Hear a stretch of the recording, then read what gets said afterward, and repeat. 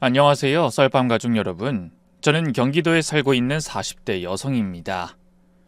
제 인생을 돌아보면 언제 한 번이라도 마음 편히 살았던 시간이 있었나 싶을 정도로 참 고단한 세월이었어요. 특히 결혼한 뒤로는 시모의 시집살이 때문에 사는 게 아니었죠.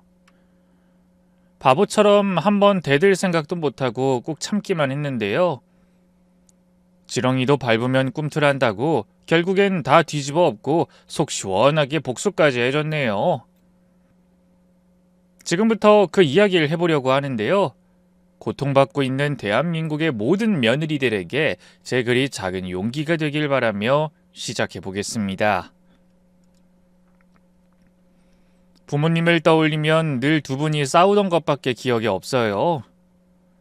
서로 정상적으로 대화하는 시간보다 소리 지르고 욕하고 비난하는 시간이 더 길었죠. 다툼의 원인은 늘 똑같았어요. 바로 아버지의 술 문제 때문이었죠. 아버지는 알코올 중독자가 아닌가 싶을 만큼 매일같이 술을 마시는 애주가였거든요. 반면 엄마는 술은 입에도 안 대는 사람이었고요. 아버지가 퇴근하고 돌아왔는데 얼굴이 불쾌하다? 그럼 엄마는 대번에 사납게 소리쳤어요. 또 술 처먹고 들어왔어? 어떻게 술을 안 먹는 날이 없어? 애 앞에서 창피하지도 않아? 내가 뭘? 술이 맛있어서 먹는 줄 알아? 밖에서 개 같은 꼴 당하면서 돈 버는 게 너무 힘들어서 그런 거 아니야? 아이고, 핑계도 좋다. 누가 보면 한 달에 뭐 수백만 원은 갖다 주는 줄 알겠어. 꼴랑 80만 원 갖다 주면서. 이 옆에 내가 진짜 한 애 같은 남편은 우습게 알아도 유분수지. 야, 그러는 넌 나가서 10원 한 장 벌어온 적 있냐? 집에서 편하게 살림하고 애나 키우는 게 전부면서. 뭐? 편하게 살림하고 애나 키워? 집에서 손 하나 까딱 안 하는 주짓. 당신이 먹는 밥, 당신이 매일 입는 새 옷은 뭐 도깨비 방망이를 뚝딱하면 다 되는 건 줄 알아? 부모님의 언성이 높아질 때면 저는 늘 방 한구석에서 눈치를 보며 숨죽이고 있었어요. 한때는 달려나가 말려보기도 했지만 아무 소용 없었거든요. 방문 틈 사이로 날카로운 고성과 욕설이 들릴 때마다 이불을 머리 끝까지 덮었었고요. 온몸을 덜덜 떨면서 조용히 눈물을 삼켰죠. 때로는 엄마가 아예 집을 나가 며칠씩 돌아오지 않는 날도 많았어요. 그럴 때면 아버지는 여발한 듯이 더욱더 술에 쩔어 지냈죠. 제 밥조차 챙겨주지 않아서 7살 적부터 혼자 생라면을 부숴 먹거나 과자로 배를 채우곤 했네요. 그렇게 늘 아슬아슬 줄 위를 걷는 기분으로 살다 보니 때로는 죽고 싶다는 생각까지 했었는데요. 지금 생각해보면 소아 우울증이었던 것 같아요. 어쨌든 부모님과의 관계는 그 뒤로도 나아질 기미가 안 보였고요. 결국 제가 12살 때쯤 이혼하셨죠. 그런데 부모님의 이혼보다 더 충격적이었던 건 아버지도 엄마도 저를 데려가려 하지 않았다는 거예요. 몰랐는데 아버지에겐 이미 외도 중이던 다른 여자가 있었고요. 그 여자는 저를 원하지 않았어요. 즉, 아버지는 제 핏줄인 어린 딸보다 그 여자를 선택한 거였죠.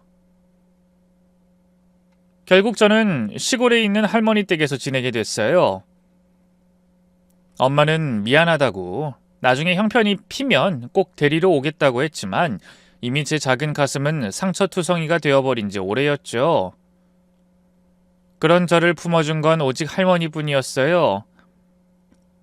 할머니는 어린 나이에 부모에게 버림받고 고아나 다름없는 처지가 된 제가 불쌍했던 걸까요?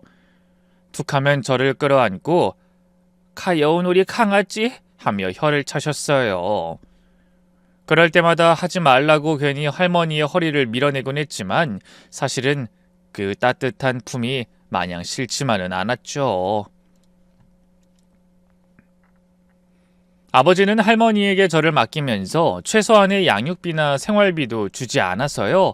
할머니는 구부정한 허리로 이른 새벽마다 시장에 나가 좌판을 폈어요. 각종 채소와 나물부터 싸구려 비누나 화장수까지 팔 수 있는 건 뭐든 다 파셨죠. 여름엔 뙤약볕 아래서, 겨울엔 찬바람을 맞아가면서 할머니는 저를 키우기 위해 최선을 다하셨네요. 그런 와중에도 제 도시락은 꼬박꼬박 챙겨주셨어요. 물론 형편이 여의치 않다 보니 반찬은 별게 없었어요. 쉬어 빠진 김치에 콩자반, 멸치조림 같은 게 대부분이었죠. 어린 마음에 철없이 반찬 투정을 부리기도 했는데 그럴 때마다 할머니는 저를 버릇없다고 혼내기는커녕 미안해하셨어요. 아이고 우리 강아지 할미가 잘못했다. 내일은 꼭 계란이라도 하나 부쳐서 넣어줄 테니까 그만 마음 풀어. 응? 계란 싫어. 나도 소시지랑 돈가스 먹고 싶어. 우리 반 반장이 맨날 소시지랑 돈가스 싸워선 자랑한단 말이야. 다른 애들은 다 나눠주면서 난 한 입도 안 주고 나더러 부모도 없는 고아의 거지래. 당시 저는 대도시에서 전학 온 데다 부모가 없다는 이유로 반 아이들에게 따돌림을 받고 있었어요. 그래도 그걸 할머니에겐 말하지 말았어야 했는데 서러운 마음에 결국 울면서 털어놨고요. 할머니는 절 끌어안고 같이 울면서 한동안 아무 말도 못 하셨어요. 그리고 며칠 뒤 평소처럼 학교로 가 점심시간에 도시락을 열었는데요. 웬걸 그 비싼 소시지 볶음에 돈가스와 달걀말이 그리고 소고기 장조림까지 반찬이 그야말로 초호화더군요. 제 도시락을 본 아이들이 순식간에 몰려들었어요. 아, 한지원 너 웬일이냐? 맨날 김치만 싸우던 애가? 지연아, 나 돈가스 한 입만 먹어도 돼? 난 장조림. 나 떡갈비 싸왔는데 하나 바꿔 먹을래? 나도 소시지 하나만 주라. 그날 저는 저를 괴롭히던 반장을 제치고 반에서 제일 인기 있는 애가 되었어요. 도시락 반찬은 그 다음 날에도 그 다다음 날에도 여전히 호화스러웠죠. 할머니가 제 도시락 때문에 시집 올 때 할머니의 엄마, 그러니까 증조 할머니가 주신 반지를 팔았다는 건 아주 나중에야 알았네요. 그렇게 저는 할머니의 사랑을 먹고 자랐어요. 할머니가 없었다면 전 진작에 엇나가 밑바닥 인생을 살았거나 그도 아니면 죽어 이 세상에 없었을 거예요. 할머니가 저를 살게 한 거나 다름없었죠. 그런데 그렇게 든든하던 제 버팀목이 제 고등학교 졸업식 한 달 전에 갑자기 쓰러지셨어요. 동네 병원에서는 처음에 폐렴이라고 했는데요. 치료를 받아도 도무지 차도가 없어서 큰 병원에 가 다시 검사를 받으니 이미 폐암 말기였어요. 그런데도 할머니는 자신의 몸 걱정보다는 제 걱정을 더 많이 하셨죠. 우리 강아지 이 할미 없으면 어째? 밥은 어떻게 챙겨 먹고 학교는 어찌 다녀? 커서 좋은 남자 만나 시집 가는 것까진 봐야 이 할미가 눈을 감는데. 그럼 그때까지 안 죽으면 되잖아. 할머니 이대로 죽으면 안 돼. 할머니까지 나 버리고 가면 절대 가만 안 둬? 평생 미워할 거야? 그런 말 하면 못 써. 우리 강아지 할머니 없이도 씩씩하게 잘 살아야지. 어? 싫어, 몰라. 할머니 없이 나 안 돼. 아무것도 못해.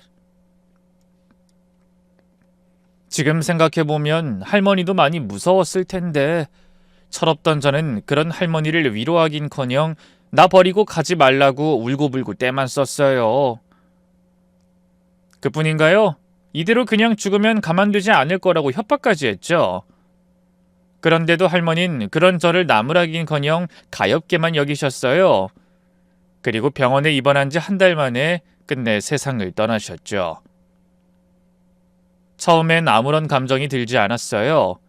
삐 소리가 나면서 할머니의 몸에 붙어있던 기계가 요란한 소리를 내던 순간에도, 의사 선생님의 사망 선고를 들은 순간에도 그냥 멍하니 망가진 인형처럼 넋을 놓고 있었죠. 그런데 막상 사람들이 저를 할머니에게서 떼어내려 하자 모든 게 무너져 내렸어요. 떨어지지 않겠다고 몸부림쳤고요. 입을 틀어막고 울부짖는 것도 부족해 바닥을 주먹으로 치며 엉엉 울었죠. 싫어! 난 우리 할머니 이렇게 못 보내. 할머니 눈 떠! 가지 마! 나랑 약속했잖아. 나 시집 가서 손 좀 보여줄 때까지 살겠다고.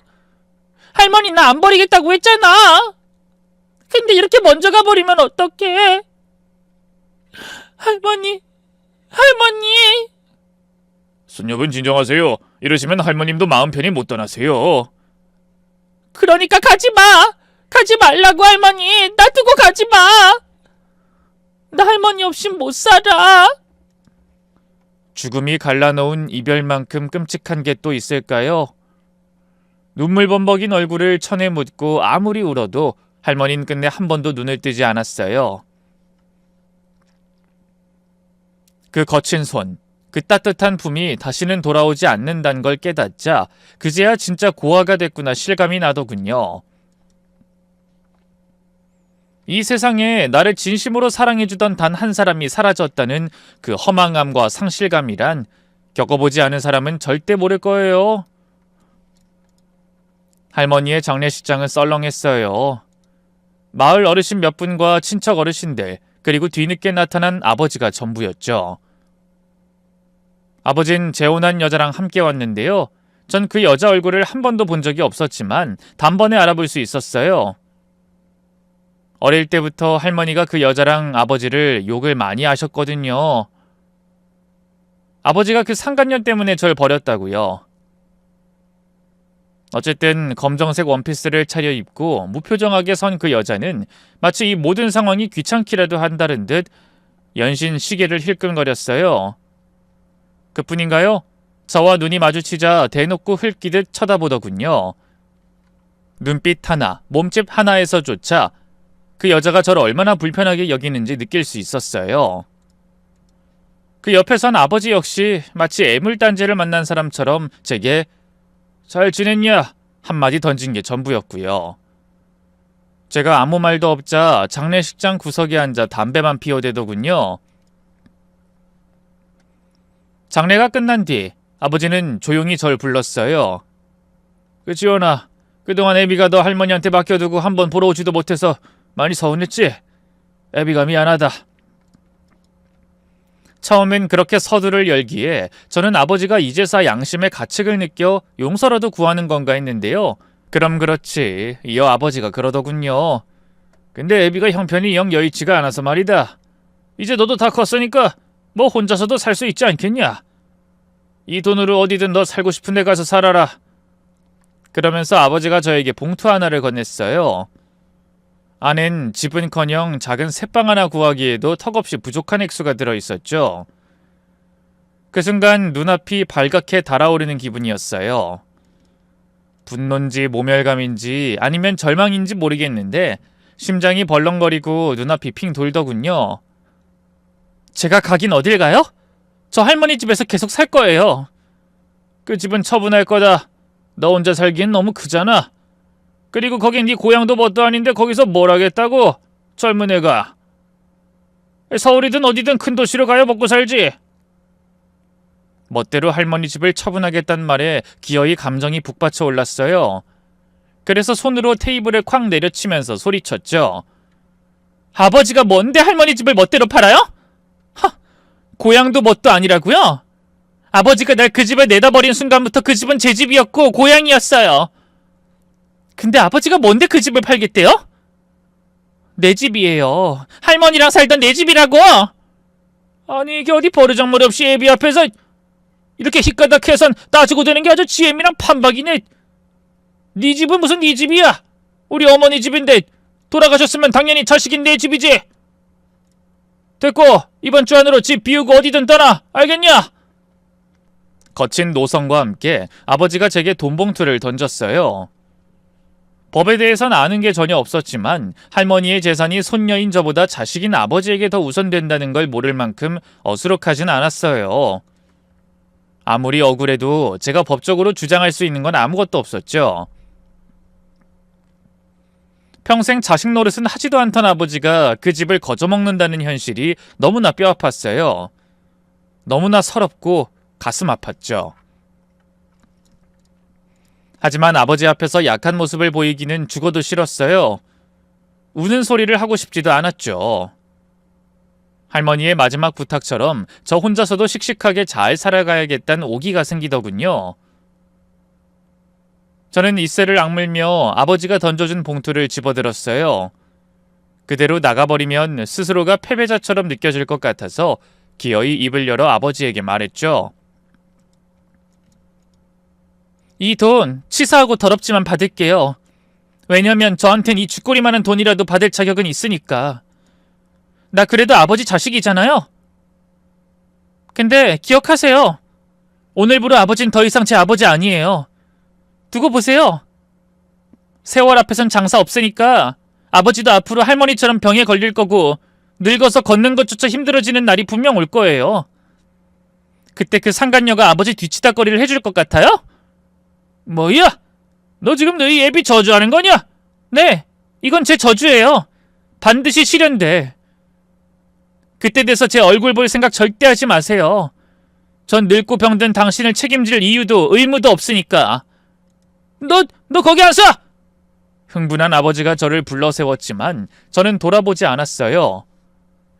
저는 그렇게 19살에 완전히 혼자가 됐습니다. 고민 끝에 저는 서울로 올라왔어요.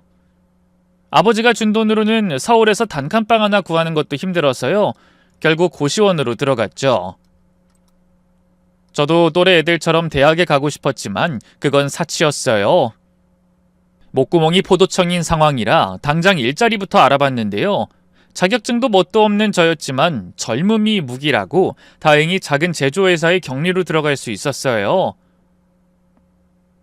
첫 서울살이에 첫 사회생활까지 잘 해낼 수 있을까 걱정이 많았는데요. 그간 너무 많은 일들을 겪어서일까요? 힘들었지만 그래도 버틸만 하더군요. 그런데 서울에 올라온 지 반년쯤 됐을까요? 갑자기 고시원 사장님이 제 방문을 두드리면서 저를 찾는 전화가 걸려왔다는 거예요. 도대체 누구일까 의아해하면서 전화를 받았는데요. 웬걸 엄마더군요. 뒤늦게 할머니가 돌아가셨다는 걸 알고 친척들에게 제가 있는 곳을 수소문해 연락해 온 거였어요. 지원아, 엄마야. 할머니 돌아가셨다는 얘긴 들었다. 어떻게 지내? 그걸 당신이 알아서 뭐하게? 끊어요. 그리고 다신 연락하지 마. 엄마에게도 좋은 감정이 남아있을 리 없었어요. 그대로 전화를 끊어버리려는데 수화기 너머로 엄마가 다급하게 소리치더군요. 시원아, 잠깐만. 엄마 얼굴 한 번만 보여줘. 제발. 엄마가 너한테 얼마나 큰 잘못했는지 알아. 용서 같은 거 바라는 거 아니야. 그냥 잘 지내고 있는지, 얼마나 컸는지 너무 보고 싶어서 그래. 제발 얼굴 한 번만 보여주면 안 될까? 엄마의 애원에 마음이 약해졌어요. 결국 저는 그 주 주말 한 카페에서 엄마를 만났는데요. 그렇게 힘들지도 외롭지도 않다고 생각했는데 엄마의 얼굴을 보니 왈칵 눈물부터 나더군요. 엄마 역시 그런 절 보면서 펑펑 울었어요. 미안하다, 지원아. 엄마가 그때 그렇게 떠나버려서. 근데 엄마 그 이후로 한 번도 마음 편한 적 없었어. 너희 아버지가 미운 거였지 네가 미운 게 아니었으니까. 계속 네가 눈에 밟혀서 많이 힘들었어. 저를 끌어안고 용서를 구하던 엄마가 다시 입을 열었어요. 지원아, 너만 괜찮으면 엄마랑 같이 살자, 응? 너희 아버지가 너 돈 몇 푼 쥐어주고 쫓아냈다는 이야긴 들었어. 그게 인간이니? 사람이야? 그래도 너한텐 아직 엄마가 있잖아. 천의 고아도 아닌데 네가 고시원에서 왜 그러고 살아야 돼? 엄마의 말에 혹한 게 사실이었어요.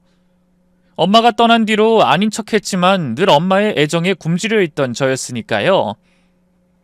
하지만 이어진 엄마의 충격적인 말에 제 가슴이 싸늘하게 식어내렸어요. 실은 엄마 재작년에 좋은 사람 만나서 재혼했어. 작게 자기 사업하는 사람인데 성실하고 점잖은 사람이야. 지원이 네 얘기도 했어. 괜찮대. 너 데려오래. 엄마가 재혼을 했다니 전혀 몰랐던 사실이었어요. 뭐? 엄마 재혼했어?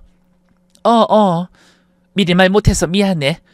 그치만 지원아, 엄마 마음 한구석에 늘 너를...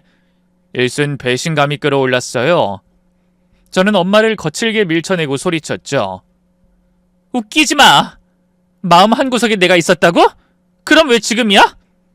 할머니 살아계실 땐 단 한 번도 연락도 안 하더니 이제 와서 무슨 낯짝으로 찾아온 거냐고. 지원아, 엄마도 그동안 먹고 사는 게 너무 힘들어서. 엄마는 너희 할머니 돌아가신 것도 몰랐어. 알았으면 절대로 그냥 안 뒀을 거야. 그래서 이렇게 소식 듣자마자 찾아온 거라고. 먹고 사는 게 힘들었다고? 그 남자 만나는데 내가 걸림돌 되니까 계속 모른 척했던 거 아니고? 엄마가 다른 남자와 새 가정을 꾸렸더니 속이 뒤집혔어요. 자식 버리고 상간녀와 살림 차린 아버지나 엄마나 다를 게 없다고 생각했죠. 엄마 얼굴을 보자마자 밀려왔던 그리움, 원망, 기대, 그 복잡한 감정들이 죄다 무너져 내리는 기분이었어요. 한참을 말없이 있던 저는 차가운 목소리로 묻기 시작했죠. 엄마, 재혼한 그 사람 자기 사업한다고? 그럼 부자겠네? 뭐 형편은 괜찮지. 만약 그 남자가 그냥 평범하게 그냥저냥 먹고 사는 사람이었으면 과연 엄마가 날 찾아왔을까?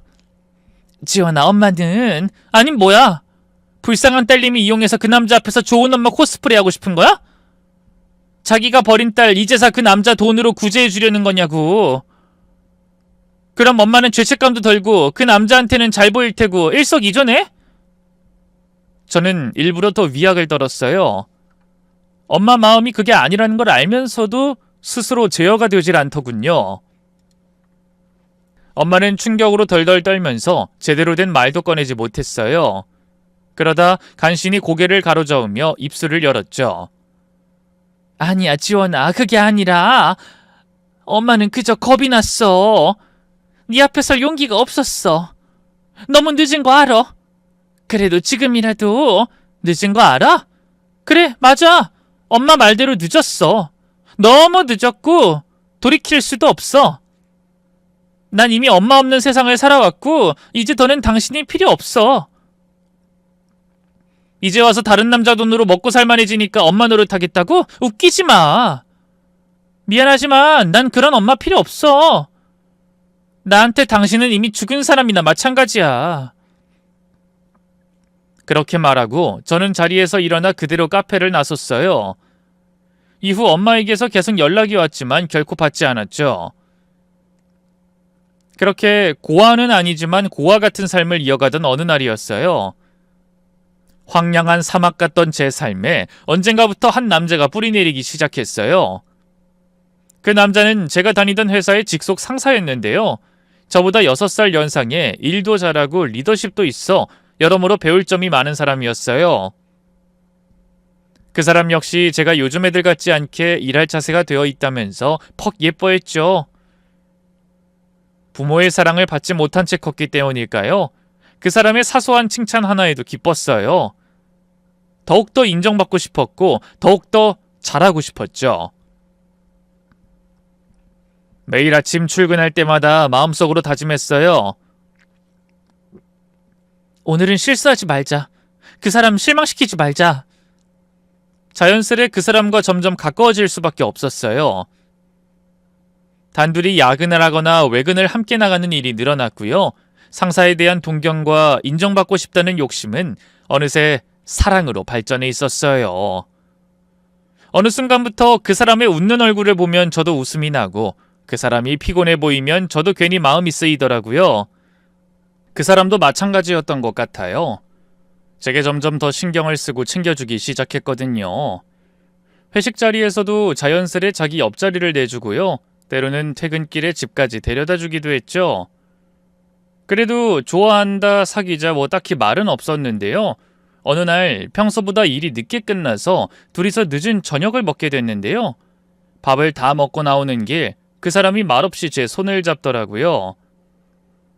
저는 놀라서 멈춰섰고 그 사람은 조용히 제 눈을 바라보며 서 있었죠. 정신을 차려보니 저는 그 사람과 입을 맞추고 있었어요.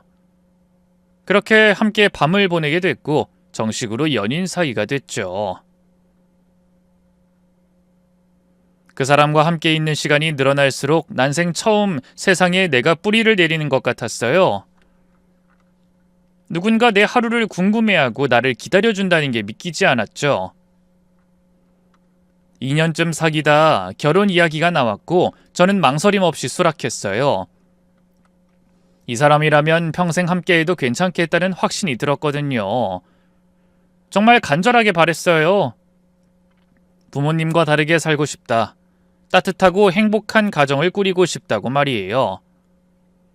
하지만 늘 그렇듯 이번에도 인생은 저를 배신했죠. 그 사람은 어릴 때 일찍 아버지를 여의고 홀어머니 손에서 컸는데요. 그 사람의 어머니, 그러니까 예비 시어머니는 처음부터 저를 마음에 들어하지 않았어요. 제가 대학도 못 나온 고졸에 이혼가정 출신이라는 게 컸죠. 그래도 어찌저찌 결혼 허락은 받을 수 있었는데요. 문제는 식을 준비하면서부터였어요. 저는 당연히 결혼식에 부모님을 부를 생각이 없었어요. 할머니 외엔 제게 진짜 가족은 없었으니까요. 다행히 남자친구는 그걸 이해해 줬는데요. 예비 시어머니는 노발대발 난리를 쳤어요. 뭐? 결혼식에 부모를 안 불러? 이혼가정 출신이라는 걸 광고하는 것도 아니고 너 미쳤니? 어머님, 그치만 저 부모님하고 왕래 안 한 지도 너무 오래됐고 두 분 다 이미 각자 가정을 꾸리셔서 그건 네 사정이고 내 아들이 너처럼 난잡한 가정 출신인 여자랑 결혼하는 것도 마땅찮아 죽겠는데 그걸 만천하에 공개하라는 거니? 너 아주 날 망신 주기로 작정한 거야? 어머님, 그게 아니라 무슨 수를 써서든 혼주 자리에 네 부모 앉혀놔. 안 그럼 이 결혼 난 절대 허락 못하니까. 예비 시어머니의 단호함 앞에서 저도 더는 고집을 부릴 수가 없었어요. 그만큼 그 사람을 사랑했고 가정을 꾸리고 싶은 마음이 컸으니까요.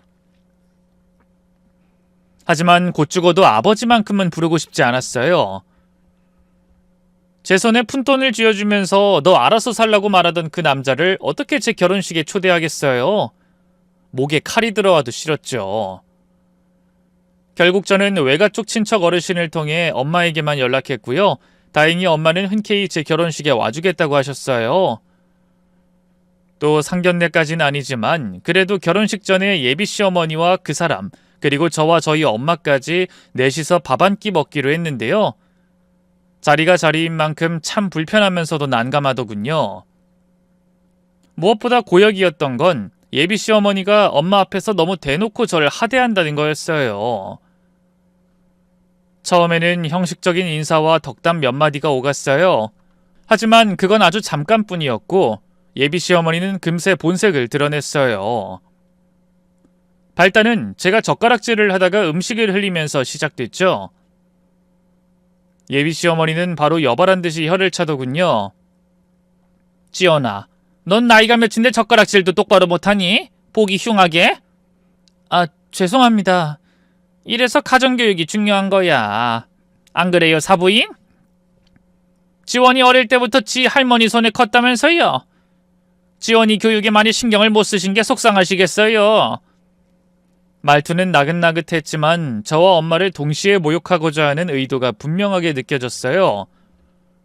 엄마 역시 느꼈는지 표정이 굳더군요. 하지만 이내 엄마는 억지 웃음을 지으면서 입을 열었어요.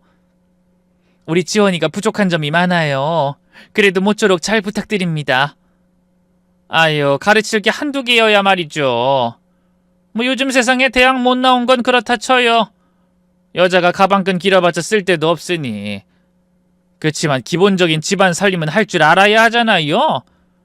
저번에 저희 집에서 설거지 한번 시켜봤는데 이건 뭐 7살 꼬마애도 아니고 소꿉장난하는 것 같더군요. 과일 좀 깎아보라 시켜도 버리는 게 반이고요. 엄마는 파르르 떨면서도 그저 말없이 웃어 넘기기만 했어요. 그리고 그날 자리가 마무리되고 집에 가기 전 저를 따로 부르더니 그러더군요. 지원아, 너 이 결혼 꼭 해야겠니? 엄만 안 했으면 좋겠다. 너희 시엄마 될 사람이 널 그렇게 무시하는데. 순간 얼굴이 뜨거워지면서 너무 부끄럽고 치욕스러웠어요. 엄마 앞에서 여발한 듯이 잘 사는 모습을 보여주고 싶었는데, 엄마 없이도 행복하다는 걸 보여주고 싶었는데 모든 게 수포로 돌아갔으니까요. 억울한 감정에 괜히 엄마 앞에서 목소리만 높였죠. 엄마가 무슨 상관인데? 이제 와서 엄마 노릇 좀 해보고 싶어서 이러는 거야? 지연아, 엄만 그게 아니라 네가 뭐가 부족해서 저런 집에 시집을 가나 싶어서. 내가 부족한 게 왜 없어? 난 부모 없는 고 하나 다름없고 대학도 못 나왔는데 내가 어머님 앞에서 무시당하는 거 따지고 보면 다 엄마 때문이야. 어머님 말처럼 엄마가 어릴 때 날 가르치기로 해서 뭘 했어? 방치하다 버렸잖아. 버리고 다른 남자한테 갔잖아. 지연아, 엄마는 됐으니까 더는 입 대지 말고 결혼식이나 얌전히 앉아있다 가.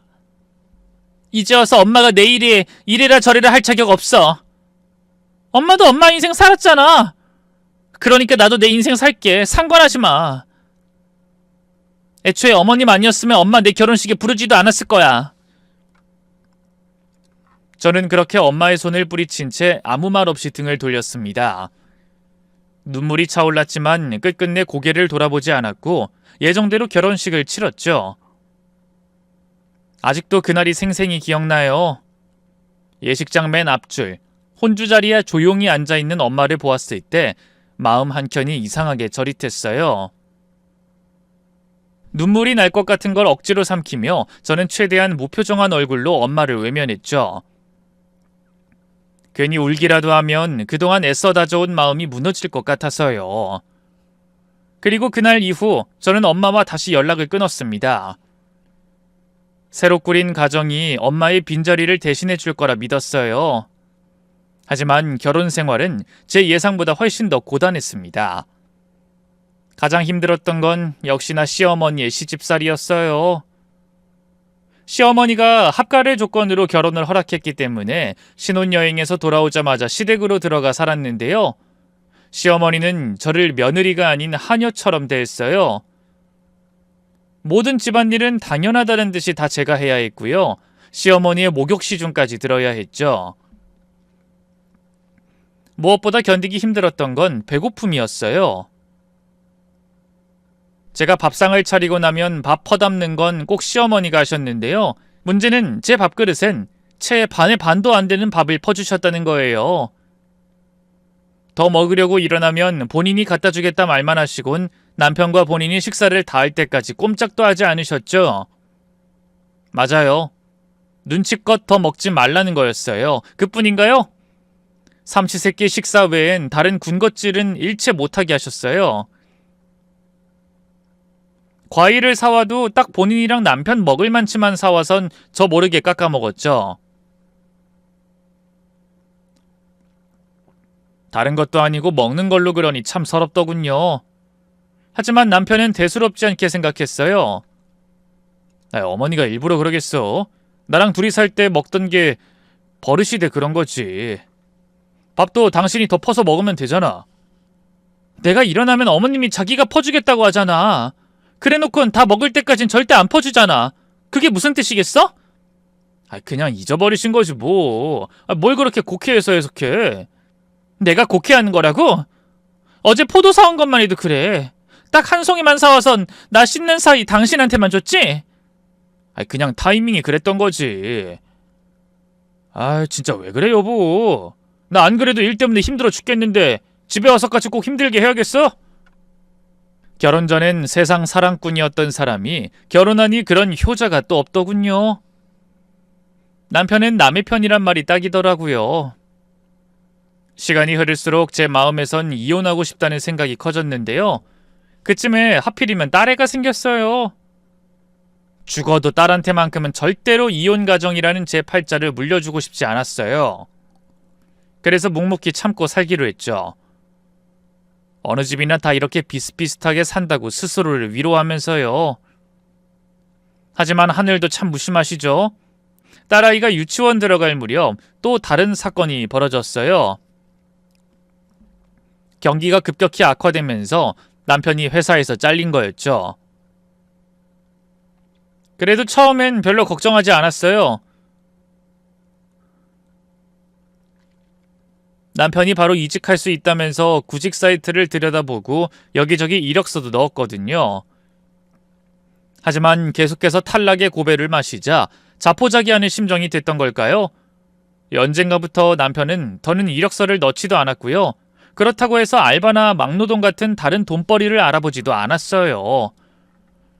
그저 작은 방에 틀어박혀 하루 종일 컴퓨터 게임을 하거나 술만 마셨죠. 밤이면 술 냄새를 풍기며 방바닥에 드러누워 있는 남편을 보며 점점 불안해지기 시작했어요. 여보, 일자리는 알아보고 있는 거야? 저번에 이력서 넣었다며 그건 어떻게 됐어? 그러나 남편은 제 말이 들리지 않는 것처럼 아무 대답도 하지 않았어요. 답답한 마음에 다시 남편을 향해 입을 열었죠. 여보, 저번에 이력서 넣은 거 어떻게 됐냐니까? 당장 다음 달 쌀 살 돈도 없는데 새별이 소풍비도 이번 주까지 내야... 그때였어요. 갑자기 남편이 벌떡 일어나 절 향해 술병을 집어던졌어요. 반사적으로 고개를 숙여 피했지만 술병은 벽에 부딪히면서 산산이 부서졌고요. 저는 비명을 지르면서 머리를 감싸쥐었죠. 아이, 그만 좀 닥달해! 말 없으면 떨어졌구나 생각하면 되지. 넌 머리가 없냐? 아니면 일부러 사람 열받게 하려고 이러는 거야? 그럼 그렇다고 대답을 해주면 되잖아. 왜 사람 말을 무시하는데? 그리고 소주병을 집어던지면 어떡해? 큰일 날 뻔했잖아. 맞았어? 안 맞았으면 됐지 뭐가 문제인데. 됐으니까 나한테 말 걸지 말고 꺼져. 알았어? 폭력적인 남편의 모습에 놀란 건 저뿐만이 아니었어요. 어느새 잠들어 있던 어린 딸이 벌벌 떨며 울기 시작했고요. 저는 그런 딸을 끌어안고 도망치듯 베란다로 나갔어요. 문득 어린 시절 부모님이 싸울 때마다 이불을 뒤집어 쓰고 울었던 제 모습이 떠올라 어찌나 참담하던지요. 그런데 그런 제 속을 아는지 모르는지 방에 있던 시어머니가 밖으로 나오셨어요. 그리고는 쯧쯧 혀를 차면서 저를 탓하더군요. 우리 영준이가 왜 회사에서 잘렸는데? 다 니년 사나운 팔자에 엮여서 그런 거 아니야? 그럼 눈치껏 숨죽이고 있어야지. 어디 주제를 모르고 하늘 같은 서방한테 언성을 높여? 되도 않는 트집에 기가 막혀 헛웃음이 다 나오더군요. 어머님, 지금 저희가 회사 잘린 게 제 탓이라는 거예요? 당연하지. 애초에 너 같은 년이랑 결혼만 안 했어도 우리 영준이랑 결혼하고 싶다던 여자가 한 트럭이었어. 걔 중에 아무나 친정 든든한 애로 골라 잡았어봐. 지금쯤 벌써 도와주고도 남았지. 아무리 팔은 안으로 굽는다지만 참 너무하다 싶더라고요. 하지만 마냥 남편과 시어머니만 원망하고 있을 순 없었어요. 딸애는 계속해서 자라고 있었고 매 끼니 입에 뭐라도 넣어줘야 했으니까요. 그래서 부랴부랴 일자리를 알아보기 시작했는데요. 임신과 육아로 경력이 단절된 아줌마를 써줄 회사는 많지 않았어요. 결국 서비스직 쪽으로 눈을 돌렸는데요. 때마침 전에 알던 언니가 자기 동네에 김밥집을 연다는 거예요. 요즘 알바 구하기가 쉽지 않다면서 잠깐만이라도 와서 도와줄 수 없겠냐고 하더군요. 망설일 이유가 없었어요. 여자가 무슨 바깥 일이냐고 질색하던 남편도 이 사정이 사정인 만큼 못 본 채 해주더군요. 처음엔 오전에만 일하기로 했는데요. 손이 부족하다고 하도 사정을 해서 결국 오후 시간까지 내리 일하게 됐어요. 새벽같이 나가서 밤늦게 돌아오는 생활이 계속됐지만 생각만큼 힘들진 않았어요. 아니, 힘들긴 힘들었는데요. 그만큼 숨통도 트였다고나 할까요? 집에서 시어머니 눈치 보며 종종거리는 것보다는 가게로 나와 일하는 게 훨씬 낫더라고요. 하지만 문제는 집에 돌아왔을 때였어요. 하루 종일 서서 일하고 돌아온 저를 기다리는 건 엉망인 집안과 방치된 딸이었어요. 시어머니도 남편도 집에 있으면서 집안일을 하긴커녕 손 하나 까딱하지 않았고요. 딸애도 그냥 혼자 놀게 내버려뒀죠. 특히 시어머니는 적반하장식으로 오히려 저를 나무라기 일쑤였어요. 여자가 뭘 이렇게 늦게까지 싸돌아다녀? 집안 꼴이 대체 이게 뭐냐? 어머님, 저 어디 놀러 갔다 온 거 아니잖아요. 일하고 왔다고요. 참나, 김밥 몇 줄 말고 돈 몇 푼 버는 게 무슨 대단한 일이라고. 아이, 됐으니까 얼른 밥이나 차려. 배고파 죽겠다. 항의해봐도 아무 소용 없었어요. 무슨 말을 하든 시어머니는 들은 채도 하지 않았죠. 돈 번다고 유세 부릴 생각 말아라. 그동안 우리 아들이 벌어온 돈으로 꽁으로 먹고 산 주제. 그리고 집안일은 여자가 하는 게 맞는 거야. 아무렴 우리 영준이가 평생 이 모양 이 꼴로 살까봐. 그 순간에도 남편은 방 안에서 요란한 소리를 내면서 게임만 하고 있었어요. 제가 한 소리 해도 이리저리 핑계만 댈 뿐이었죠. 아이 그럼 어떡해. 내가 부엌에만 들어가도 어머니가 난리를 치는데. 아이 그리고 나도 마냥 놀기만 하는 거 아니야. 요즘 다시 이직 자리 알아보고 있다고. 하지만 아무리 시간이 흘러도 남편이 다시 취업하는 날은 오지 않았어요. 도대체 언제까지 이러고 살아야 하나 매 순간순간 자괴감이 끌어올랐죠. 오직 딸의 하나만 보며 참고 살았어요. 그러던 어느 날이었어요. 그날은 같이 일하던 언니가 사정이 있어 저 혼자 오픈부터 마감까지 도맡아 한 날이었어요. 천근만근 같은 몸을 끌고 집에 돌아오니 딸애는 이미 자고 있었고요. 남편과 시어머니는 거실에서 텔레비전을 보고 있더군요. 그 모습을 보니 또 속이 뒤집혔지만 뭐라고 하기도 너무 피곤해서 바로 씻고 누웠어요. 장장 14시간을 일했으니 그럴만도 했죠. 그런데 막 잠이 들 무렵 갑자기 시어머니가 방 안으로 들어와 저를 마구 흔들어 깨우지 않겠어요? 너 뭐하니? 밥 안 차려? 기가 막혔지만 간신히 입을 열어 대꾸했어요. 어머님 오늘 노인정에서 드시고 오셨다면서요. 아니 난 먹었는데 우리 영준이는 아직 안 먹었잖니. 얘가 하늘같은 지서방은 굶고 있는데 어딜 쉬려고? 얼른 일어나서 내 아들 밥 차려야지. 그 순간 머릿속에서 무언가가 툭 끊어지는 것 같았어요. 해도 해도 정도가 있지. 도저히 이대로는 못 살겠다는 생각이 들더군요. 그래서 대꾸도 않고 일어나 무작정 짐을 싸기 시작했어요. 딸애만 데리고 며칠이라도 나가 있을 요량이었죠. 그런 제 모습에 시어머니는 더욱더 속이 뒤집혔나 보죠. 너 지금 뭐 하는 거냐고 노발대발 난리를 치더군요. 결국 저도 더는 참지 못하고 외쳤어요. 그렇게 어머님 새끼 굶는 게 걱정되면 어머님이 좀 차려주시지 그랬어요? 아니 애초에 저 인간은 손이 없어요 발이 없어요. 하는 일이라고는 하루 종일 컴퓨터 앞에 앉아서 게임하고 술 먹는 것밖에 없는데 밥 정도는 자기 혼자 차려 먹을 수 있어야죠. 제가 오늘 얼마나 힘들었는지 아세요? 그러자 시어머니는 놀라서 두 눈을 휘둥그레하게 뜬 것도 잠시 이내 얼굴을 와락 구기며 역정을 내기 시작했어요. 아니 얘가 어디 시애미 앞에서 목소리를 높여? 지금 너 혼자 돈 번다고 유세 부리냐? 네, 저 혼자서만 죽도록 일하는데 유세 좀 부릴 수 있죠. 어머님도 저 인간도 도대체 집에서 하루 종일 뭐 하는 게 뭐예요? 아니 이년이 진짜... 시어머니와 제 목소리가 점점 커지자 남편도 눈치가 보였던 걸까요? 게임에만 정신 팔려있던 인간이 슬그머니 방으로 들어와 시어머니를 말리더군요. 어머니 그냥 둬요. 일하느라 힘들었다잖아요. 저 아까 어머니 들어오기 전에 라면 끓여 먹었어요. 밥 먹었다고요. 하지만 그 말은 오히려 시어머니의 분노에 더 불을 지피는 꼴이었어요. 금쪽 같은 자기 아들이 라면을 끓여 먹었다는 말에 시어머니는 더욱더 화를 냈죠. 아니 라면이 무슨 밥이 된다고... 너 지금 내 아들이 하는 말 들었니? 라면 끓여 먹었다잖아. 마누라 없는 호래비도 아니고 얘가 왜 라면을 먹어야 돼? 너 지금 당장 일어나서 제대로 된 밥상 차려내. 얼른! 제가 왜 그래야 하는데요? 어머님 아들이 라면 끓여 먹은 게 그렇게 속상해 미치겠으면 스스로 직접 차려주세요. 뭐야? 이게 진짜... 그런데 바로 그때였어요. 싸움이 길어지자 결국 작은 방에서 자고 있던 딸애까지 눈을 떠버렸어요. 졸린 눈을 부비면서 제품으로 파고들기에 얼른 끌어안았는데요. 글쎄 딸의 입에서 너무나 충격적인 말이 나오더군요. 엄마 나 배고파. 새별이 오늘 하루 종일 아무것도 못 먹었어요. 그 말에 머리를 망치로 한 대 얻어맞은 것처럼 정신이 멍해졌어요. 뭐? 아무것도 못 먹었다니? 오늘 엄마도 할머니도 집에 없었잖아. 평소 제가 일하면 시어머니가 딸의 끼니 정도는 챙겨줬거든요. 근데 오늘 노인정에 무슨 행사가 있다고 늦게 들어왔는데 그래서 딸의 밥을 안 챙겨준 모양이더라고요. 아니, 도대체 애아빠라는 놈은 하루 종일 뭘 하고 있던 건지 기가 차더군요.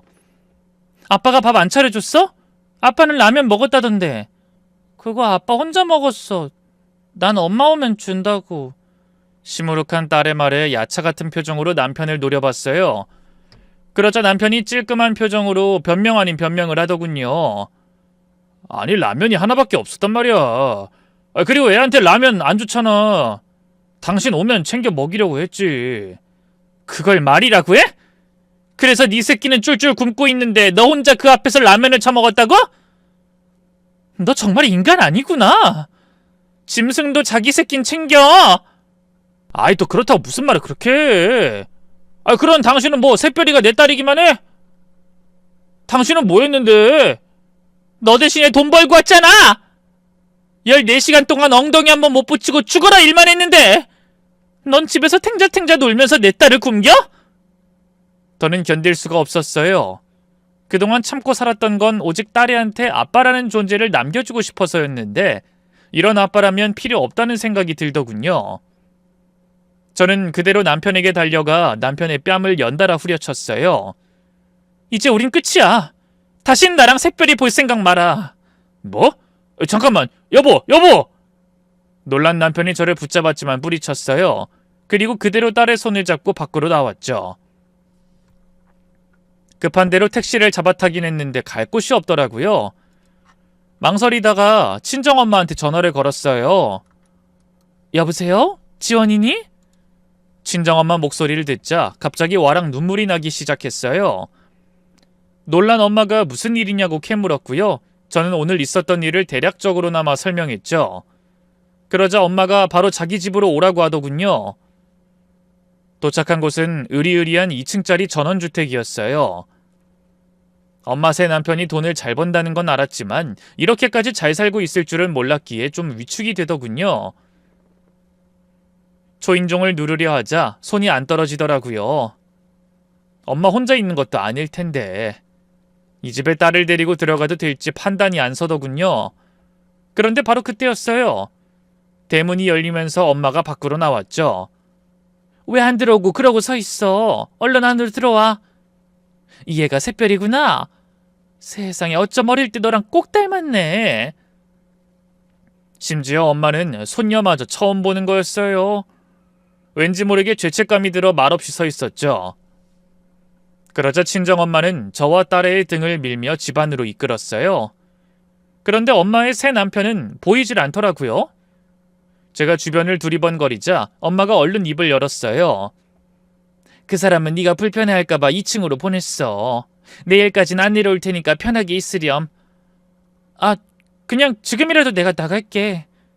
그러자 엄마가 화들짝 놀라면서 제 손을 잡았어요. 아유, 그렇지 마, 지원아. 엄마는 네가 와줘서 얼마나 기쁜지 몰라.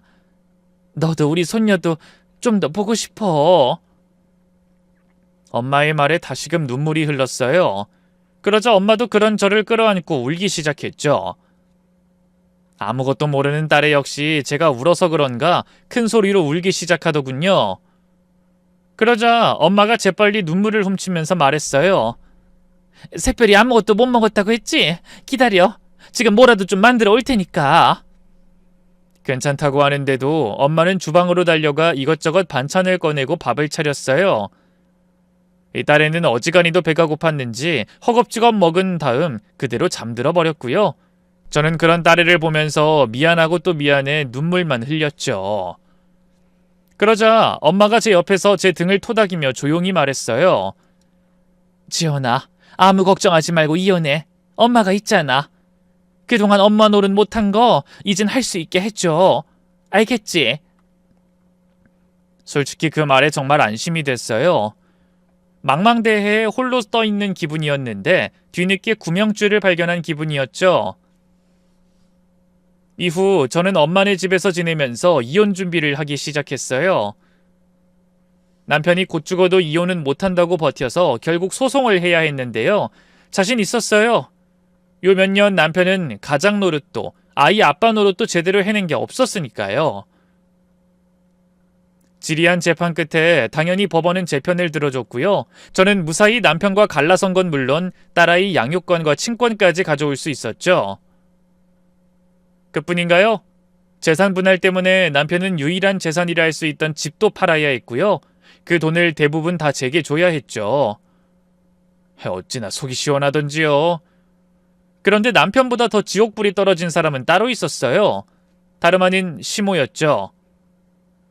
사실 그 집은 남편 명의로 되어 있다 뿐이지 기실 시모 집이나 다름없었는데 그 나이 먹고 하나뿐인 집을 빼앗겼으니 얼마나 기가 차겠어요. 결국 남편과 시모는 작은 지하 셋방으로 이사가야 했는데요. 남편은 그러고도 정신을 못 차리고 집에 틀어박혀 술만 먹었죠. 그리고 그런 남편의 뒤치다꺼리를 해야 하는 건 더 이상 제가 아니었어요. 바로 시모였죠. 결국 시모는 울며 겨자 먹기로 일자리를 알아보기 시작했는데요. 이른이 다 돼가는 노인네를 누가 써주려 하겠어요. 결국 있는 돈 없는 돈 다 끌어모아 식당을 하나 차렸는데요. 사실 시모는 장사에 재주가 있는 편은 아니었어요. 음식 솜씨도 그냥 전향이었고 그보다 더 치명적인 건 성격이었죠. 이 장사라는 게 손님한테 깍듯해야 되는 거잖아요. 하지만 시모는 천성이 무뚝뚝하고 불친절했거든요.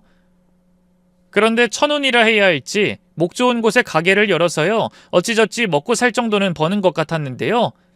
저희 친정엄마 입장에선 그걸 도저히 두고 볼 수가 없었나 봐요. 어떻게든 복수할 기회를 엿보더니 그 가게 건물주를 만나 그 건물을 시세보다 2배는 더 주고 사버렸어요. 대체 왜 그랬냐고 하니 내 딸에게 눈물 나게 한 여잔데 피눈물 나게 해주지 않고는 못 견디겠다 하더군요. 결국 친정엄마는 시모와 계약 기간이 끝나자마자 바로 해지 통보를 했어요. 그때까지도 건물주의 정체를 몰랐던 시모는 이런 법이 어딨냐고 관리인에게 건물주랑 얘기 좀 하게 해달라고 난리를 쳤는데요. 그 자리에 저와 친정엄마가 나타나자 기함을 하더군요. 아니 네가 여기는 어떻게... 시모가 절 가리키며 말을 못 잇자 친정엄마가 앞으로 나서 그 손을 툭 쳐냈어요.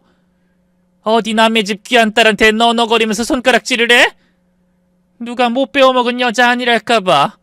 뭐야? 이 여자가 진짜... 아 됐고 여긴 내 업장이니까 당장 나가.